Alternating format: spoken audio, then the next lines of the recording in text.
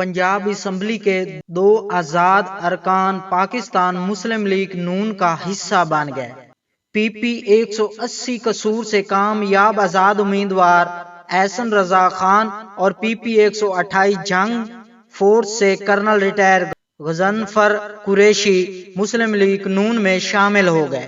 पाकिस्तान मुस्लिम league नून की senior नायब सदर और नामजद वजीर आला पंजाब मरियम नवाज शरीफ से एहसन रजा खान और कर्नल रिटायर गजनफर कुरैशी ने मुलाकात की। मरियम नवाज ने दोनों की नून लीग में शमूलियत का खैर मकदम किया और उन्हें मुबारकबाद दी। इस मौके पर गुफ्तगू करते हुए मरियम नवाज ने कहा कि आपकी हमायत मुल्क को तबाही से तरक्की की तरफ वापस लाएगी। उन्होंने कहा कि इंतशार खत्म करके पाकिस्तान को इस्तेकाम की तरफ ले जाना चाहते हैं।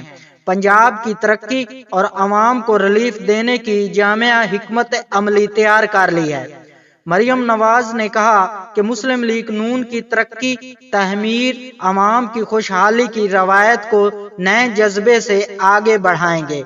इस मौके पर एहसन रजा खान और कर्नल रिटायर गजनफर कुरैशी ने मरियम नवाज शरीफ को वजीर आला पंजाब नामजद होने पर मुबारकबाद भी दी।